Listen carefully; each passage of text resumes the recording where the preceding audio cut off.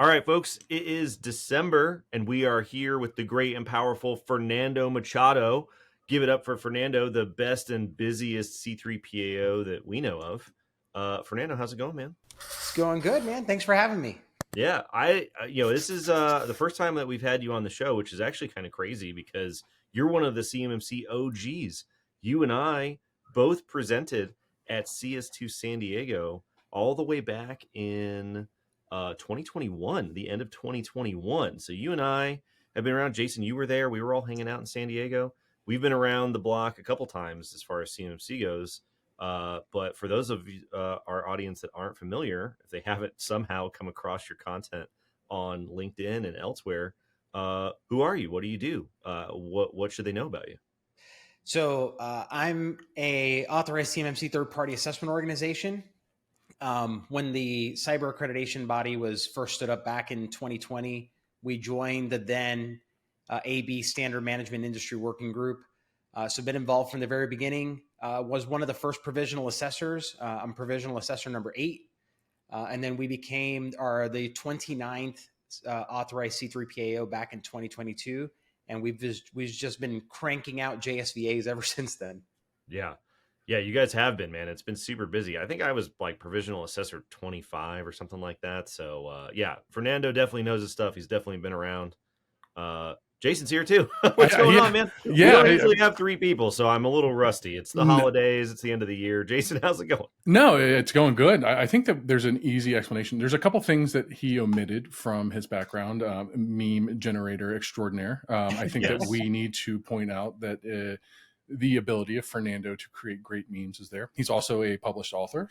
So, a CMMC book. And probably the only person that I've never seen standing in the same spot at the same time, especially ever since he got Gucci loafers. And I feel like that he's walking and now he stands with his feet out so people see the Gucci loafers. But this is great for me. I can't believe it's took this long to get you on the show. Yeah, man, I'm happy to be here. It's been a hot minute since CS2 San Diego. Yeah, it's been a while, and there's too much Beltway centric, stuffy DC suits at these events. We need more South Florida flavor, and that's what you bring to the table, Fernando. The loafers, the white blazer. I love it. Can't get enough. But this week, we're going to talk about the thing that everybody is talking about, right? You are a C3PAO. You have been running joint surveillance assessments, tons of them. You have a huge backlog of clients that want CMMC assessments. You've seen it. You've done it. All shapes and sizes as far as assessment goes. So we got some questions that we're going to run through, and we'll get your take on them. I'm sure we're not going to get through all the questions that we possibly could. There's going to have to be a multi-part series, but we'll get the ball rolling, and we'll jump into it. Jason, you want to kick us off? Yeah, so I think that if we talked about assessments and we kind of compared it, I would go to Cal Ripken to see how to stay healthy to continuously be in the starting lineup. And then I would go to Fernando to say, through JSVAs, what kind of are some of the things that you have seen that have separated the successful and the unsuccessful alike? Yeah, so the biggest thing is preparation, right? So companies that have gone through successful assessments have come to us with good documentation, i.e. very well-established policies, procedures, artifacts, work instructions, which then kind of leads to detailed documentation like system security plans. Although it's not required, typically the more successful companies have documented their system security plans out to the assessment objective level. So that clearly identifies to us like where to go find things and to clearly delineate to the assessor where things are at. Having a good shared customer responsibility matrix, right, for the services that they're inheriting either from any external service providers that they have. And then most importantly, document traceability matrix, right? Don't just dump a whole bunch of documents, policies, and procedures in our lap and not tell us how things are connected to each other. So, it's interesting that you say that. So is it, can you tell whenever you're working with a company if they're giving you sort of templated policies and procedures versus a company that's giving you something that they actually use themselves that they're familiar with? Is it obvious whenever you're talking with them? Yeah, sometimes they'll show us their policies and procedures. And I mean, there's nothing wrong with using templates. For sure. The biggest problem is when they don't modify those templates to their environment. And we'll sometimes see things like, brackets, insert company name here, or we'll see brackets, some university that they pick something up from offline. And we're like, yeah, this is not going to work for you guys. Now, that leads me to a good question. Is that a case where, like, even if the policy actually does clearly explain what the organization has going on, right? Like it does its purpose, but it has something like that left in there. Is that a discrepancy? Is that something that you mark as a deficiency that needs to be corrected? It depends on if it affects the assessment objective of that control. Okay. And by assessment objective, you're talking about the 320 criteria in SP 800-171A rather than just the 110 things in SP 800-171, correct? That is correct. That is correct. So if somebody were to, if you were to start talking with a potential client for assessment, and they said, yeah, I mean, most of it's in our guys' head, but they're really smart. We know what's going on. We don't have everything documented. Is that sufficient for getting through an assessment? If I know all the answers and they're just in my mind, is that good enough? No. So short answer is no, because if you look at how 171, the short answer is no, and the long answer is no. Yeah. So a lot of the you'll notice a lot of like 171 and 171A specifically, how they're structured is there's typically some type of documentation that is referenced, and then there's followed by some type of technical configuration that comes after that. So if it's all in your head, you're probably not going to pass. Right.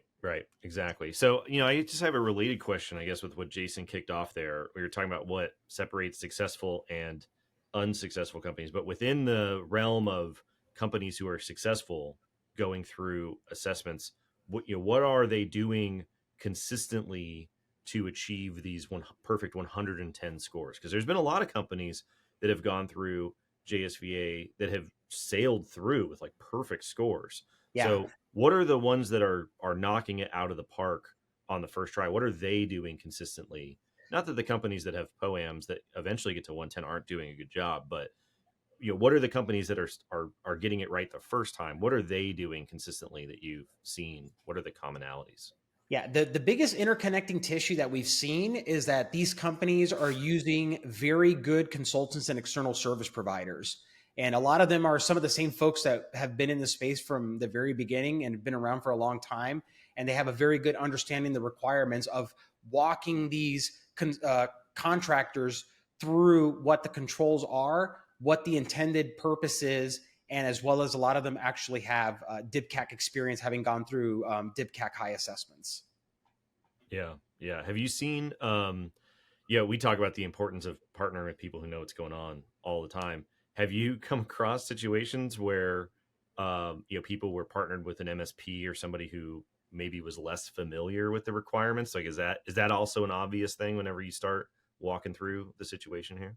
Yeah, sometimes they'll come to us and, we get the typical, or our MSP will handle everything. I'm like, will they though? I mean, this is kind of a shared responsibility.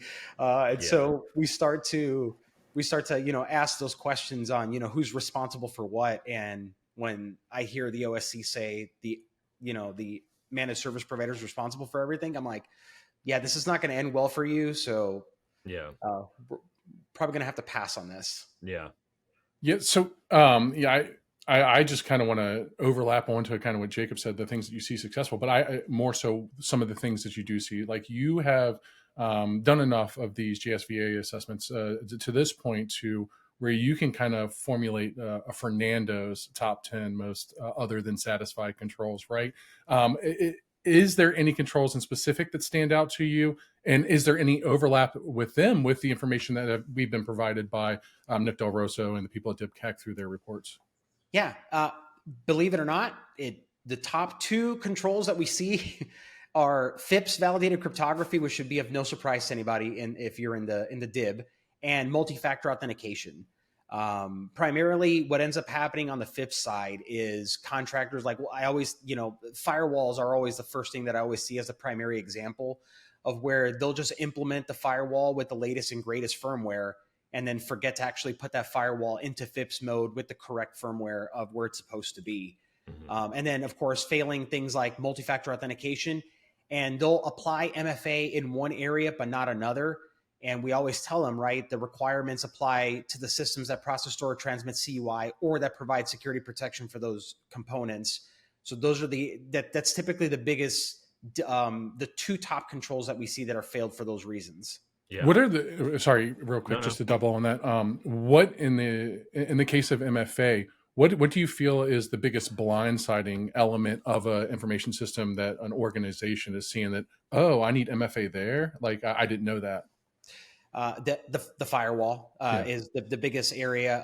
They think, I'm just putting, MFA on my laptop. That should be good enough. And they don't realize that there's a whole gamut of different areas that they have to put MFA on for, privileged, non-privileged accounts, network, and then local access are the top key areas that we look at. Yeah. So, I mean, is it more of an MFA reluctance thing, or is it more of a scoping misunderstanding thing? I think it's a scoping misunderstanding. Gotcha. They'll be like, oh, we applied it here. Oh, I didn't realize that we needed to apply it there. I'm like, yeah, Gotcha. you need to apply it there. And we reference them back to paragraph 1.1 of 171. Yeah. Because, I mean, I can't drop my dog off at doggy daycare without logging in with MFA. So it seems like the technical barrier to things like that it's an interesting contrast, because something like FIPS validated cryptography is a lot more in the weeds. There's issues. You got to look up modules and stuff like that. But something like MFA is relatively trivial to deploy, for a lot of systems and issues these days. So they feel like they're two very different situations. Yeah. So it's interesting to hear that it's more of a scoping thing and then more of a FIPS validated thing. I guess that brings me to my next question. So on the whole, outside of the top two, but on the whole, would you say that the bigger hurdle for organizations are technical requirements, or what you might refer to as non-technical requirements? Because, we see a lot of companies outsource the technical work to these managed service providers. And so they're kind of offloading a lot of the technical work, and they still, in our experience, stumble with the non-technical issues, the ones they're responsible for. So what have you seen? Yeah, I've seen the biggest hurdle that we've seen is the non-technical requirements. A lot of them, like to your point, they'll implement all of the technical aspects of their environment, but they don't document anything. So it's difficult to show our assessment team any of the evidence that they say that they've done.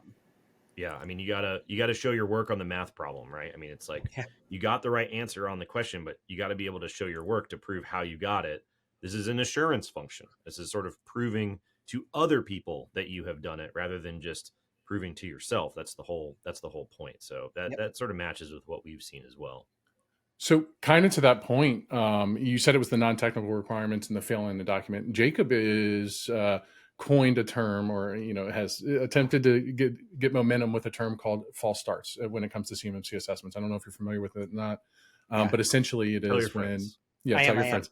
Okay. Yeah. So the pre-assessment packet with the documentation that defends the implementations is delivered to the C3PAO prior to the assessment kicking off. And then at that point in time, the C3PAO, the lead assessor, it makes the determination, right, that this can go or no go into an assessment, right? You are good and documented. I want to ask you, are those a real thing, right? How common are those? And, is that a case where the documentation is just absolutely not there, or just not like up to snuff? Yeah, so we've had to turn companies away for both JSVA and CMMC scheduling due to a variety of reasons. It'll be things like abnormally short system security plans. When your SSP is 12 pages, you're probably not gonna make it out of the gate very far. Controls not addressed to the assessment objective level. Which is crazy, right? Because we've been screaming from the rooftops over the last several years. I know you have, Jacob, right? That was what I presented on at CS2 San Diego in 2021. Right. Was that exact thing? Was that 171A exists? Yeah, it continues to keep, evading some customers. They download 171 and not address it down to the assessment objective level. And then sometimes we've had to turn organizations away for leveraging non-FedRAMP moderate cloud service providers or even equivalent. So, most commonly, right, Microsoft 365 commercial. And then when we tell them, like, yeah, you're probably not going to pass, here's a list of, some trusted external service providers that we work with, and come back and see us in a few months. Yeah. So, talking about the external service provider thing, you were talking about, the people who seem to fly through with the best scores work with these external providers that know what they're talking about.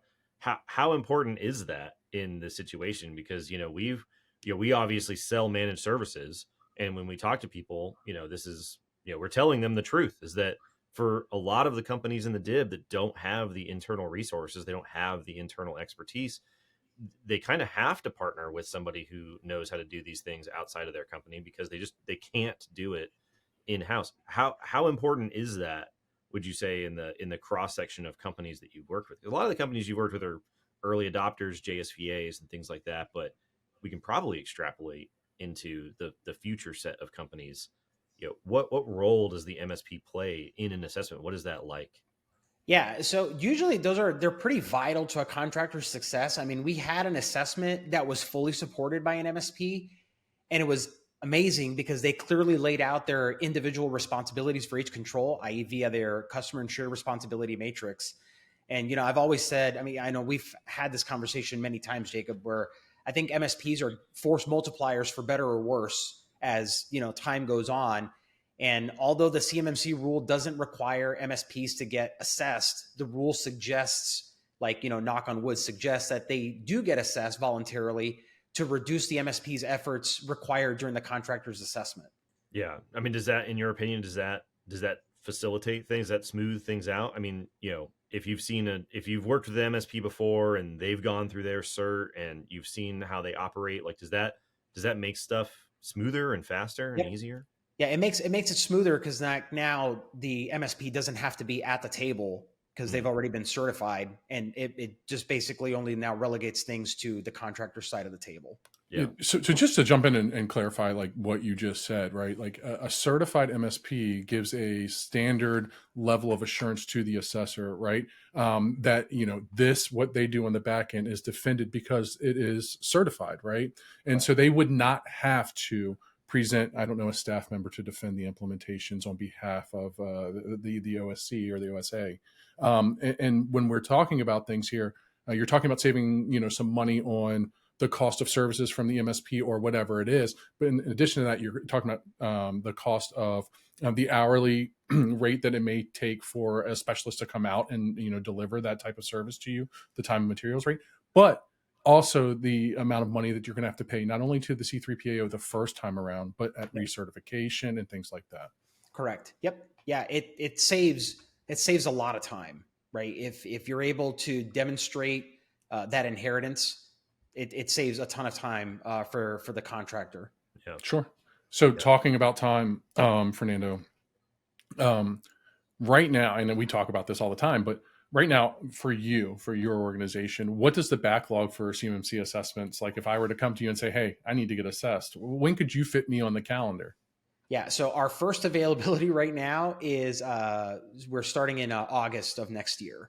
August of 2025? Correct.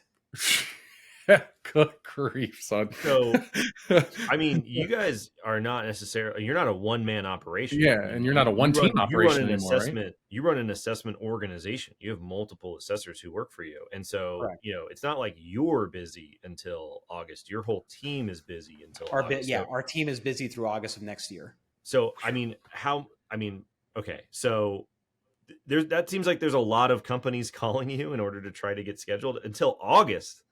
Correct. I mean, what is it like on your end for when the phone rings? I mean, you're hearing from all sorts of companies. You're hearing from just big companies, just small companies, all comers. What's that like?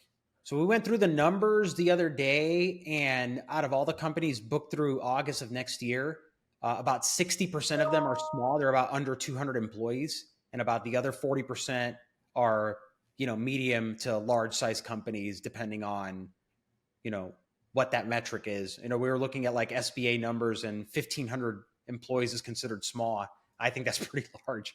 Yeah. But man, I'm telling you guys, everybody listening, I'm telling you that this is exactly what we've seen over the years. We run conferences, we go to events, we go to trade shows, we go to all these things. And we constantly, I'm telling you from my personal experience, we would have people ask us questions during the Q&A sessions, whatever it happens to be. And people would almost always openly be like, we don't think it's going to happen. We don't think it's real. We don't think it's going to happen. And those same people would call us or come up to us afterwards, and they'd be like, when can we get in line? They were, I mean, I'm not hating on the strategy, but it was a lot of in public, they were like casting doubt. And then in private being like, we want to be the first one out of the gate with the certification because we know our competitors aren't going to do it. So you until August. So, we're expecting the 48 CFR rule at the latest, based off our math, to come out in like June. And according to some of the government's statements, they expect it to come out as early as March. I don't have our estimate at August based off of rulemaking average timelines, or even close. So we would already be into the beginning of the phased rollout by the time your availability is open. So if you guys are listening to the show or watching this clip, or you're finding this somewhere, definitely give Fernando a call. So I guess a bonus question I have here before we wrap up, Fernando, another Yep. piece of information that's been floating around, or misinformation, in my opinion. Do your assessments cost $100,000? No, no, nowhere. Yeah, we're nowhere near that. I mean, That because cost. I'm sure you've heard this, right? Yeah. There was someone got a quote like 4 years ago from a company to do their CMC assessment. There's no details about scope. There's no details about size. There's no details about anything. And they allegedly have a quote that says that their assessment's going to cost them $100,000. And this piece of information crops up everywhere. I mean, I see it on social media. I see people cite it in articles. It's in public comments. I have seen no basis for the average CMMC assessment to cost $100,000. You're booked out until August. How many of those assessments do you expect to crack $100,000? None so far. So I mean, so for people listening to this, right? The average size sort of DIB contractor, DIB subcontractor, 250 employees or less. Do they have to worry about this $100,000 number? I mean, is that the starting point, or are you able to be like, that's not That is not the starting point at all for us. Okay. All right. Well, it obviously is situational. It obviously depends on scoping and, company size and some other factors, but the 100K is not the upper limit or even the starting point here. No. From the mouth of the C3PAO that we know best of them all, it's not $100,000. Everybody, please It's not. tell the people writing the articles or submitting the public comments that that's not really a thing. All right. So I think that was 7 or 8 questions. It gets the ball rolling on some high level topics. I'm sure we're going to have a lot of questions in the comments, questions in the chat that we can maybe come back to in a future episode, and dive into maybe some more details of the successes and obstacles that you've seen to success in your assessments. Anything that you want to leave people with here at the end of the year, headed into the phased rollout? Yeah. Even if you're not ready, I would call a C3PAO and start making those reservation agreements and start getting in line, because we're booked out through August. That's 8 months, from now. And the average time that we're seeing 8 to 12 months to get ready. So depending on when you have to get ready, get assessed, you might want to you have those conversations in tandem. Another thing too is if you're working with a C3PAO and you're working with a consultant, make sure that those two are talking to each other and making sure that they're on the same page, because the time to go through and start finding out discrepancies or having a difference of opinion is not during the time of the assessment. Gotcha. That's great advice. Well, Fernando, I know you're obviously busy. You're busy until August, so thanks for the time. And we'll schedule this again in the new year as we get closer to 48 CFR and the phased rollout, and we'll go from there. Thanks so much. Yes, sir. Thank you for having me. Thanks, Fernando. Awesome. Thanks, Jason.